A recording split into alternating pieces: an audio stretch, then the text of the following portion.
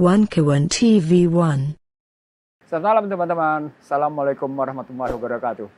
Ini menjelang tidur saya dapat kiriman menarik nih.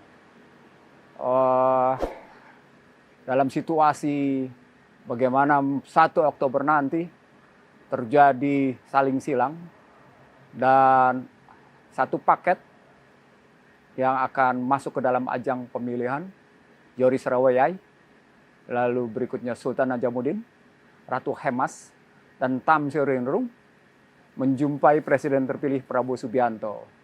Dan yang saya dapat adalah berita di mana paket ini mendapat restu dari Presiden terpilih Prabowo Subianto. Saya kira kalau satu paket pimpinan lembaga tinggi negara mendapat restu, dia telah menurunkan bobot keberadaan DPD sendiri. Dalam konstitusi baru, konstitusi Undang-Undang Dasar yang baru, antara DPD dengan Presiden adalah setara. Apalagi secara konstitusional, DPD adalah pengawas terhadap pelaksanaan undang-undang, khususnya berkaitan dengan undang-undang yang berkaitan dengan daerah.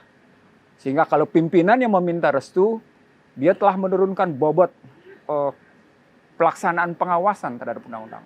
Dan ketika bobot pengawasan itu menurun, itu berarti telah menurunkan posisi tawar DPD, sekaligus menurunkan posisi tawar rakyat di daerah dalam rangka mengatasi kemiskinan dan ketidakadilan.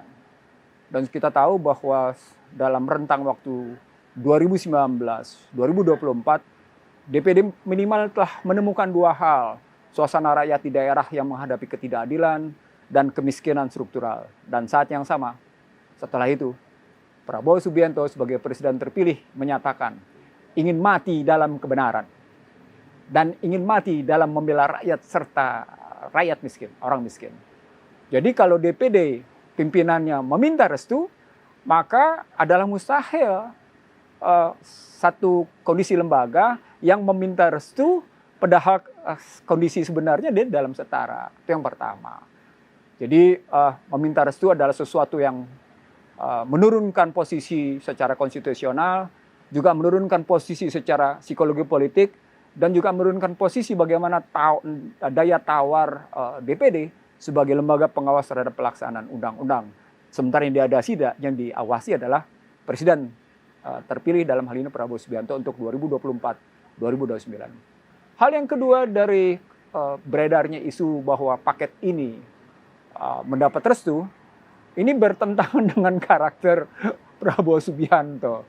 Sekira ini isu yang dimanipulasi secara psikologi politik, isu yang kemudian dikemas demikian rupa seolah-olah model mencari restu dari pihak yang terpilih atau pihak atasan menjadi bagian dari kultur politik yang tidak sehat di negeri ini. Kalau memang kita kembali ke dalam mekanisme hubungan antar lembaga, maka satu lembaga yang dalam posisi melakukan pengawasan, dia tidak perlu lagi kembali dalam psikologi politik untuk mendapatkan posisinya di underbow, di bawah. Dia harus dalam posisi betul-betul punya kesetaraan. Makna pengawasan adalah makna di mana seseorang, satu lembaga, berdiri setara dengan yang diawasi. Dan itu tidak cocok dengan Prabowo Subianto yang ingin berdiri di atas kebenaran, yang ingin mati dalam kebenaran, yang ingin mati dalam membela rakyat dan orang miskin. Dalam bahasa yang lain, psikologi politiknya tidak proporsional. Hal yang ketiga dalam posisi Prabowo sebagai mantan Danjen Kopassus, sebagai mantan Pangkostrat, maka sebagai panglima dan prajurit, dia akan bersikap proporsional, sehingga permohonan restu kepada Prabowo Subianto salah alamat. Yang keempat, dalam pengalaman saya, berada bersama Prabowo Subianto di 2019, Prabowo Subianto adalah orang yang proporsional. Dia tahu apa yang harus dilakukan, dan dia tahu juga apa yang tidak harus dilakukan. Trik-trik politiknya memang terkadang membingungkan bagi banyak kalangan, seperti kasus 2019-2024. Tapi ujungnya seperti terlihat sekarang, bagaimana kasus perubahan undang-undang yang banyak dia berikan petunjuk kepada anak buahnya. Nah, di sini kelihatan bahwa problematik dari sejumlah anggota DPD yang kemakan isu soal pertarungan di pilkada untuk kerabatnya menjadi masalah. Saya ingin mengatakan anggota DPD yang terpengaruh oleh situasi seperti ini karena kebetulan kerabat yang masuk dalam ajang pilkada, mestinya bisa melihat bahwa DPD tidak bisa dipengaruhi dalam memilih sesuatu karena tidak ingin menurunkan kelembagaan DPD. Artinya dalam bahasa lain, ingin berkontribusi yang terbaik bagi nusa dan bangsa. Dan itu yang dinyatakan oleh Prabowo Subianto, bahwa ingin melakukan terbaik bagi bangsa dan negara. Kalau dia ingin melakukan yang terbaik bagi bangsa dan negara, disebabkan oleh beberapa hal yang terjadi beberapa tahun ini, maka sesungguhnya mari kita bertindak secara proporsional, mari kita bertindak dalam posisi kita yang sesuai dengan konstitusional, mari juga bertindak dalam posisi tidak merendahkan psikologi politik. Dalam bahasa yang lain, jangan menurunkan posisi daya tawar dalam memainkan peranan di dalam kancah tegaknya konstitusi. Saya kira itu yang menarik, bahwa sesungguhnya kita harus bisa berbuat secara konstitusional dan tidak menurunkan bobot konstitusional dengan cara meminta restu ke pihak-pihak tertentu hanya dalam rangka memburu jabatan.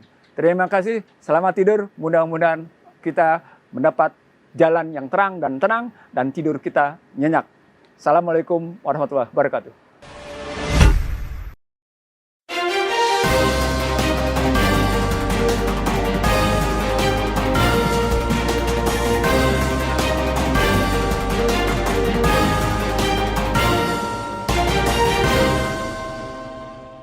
One Kawan TV 1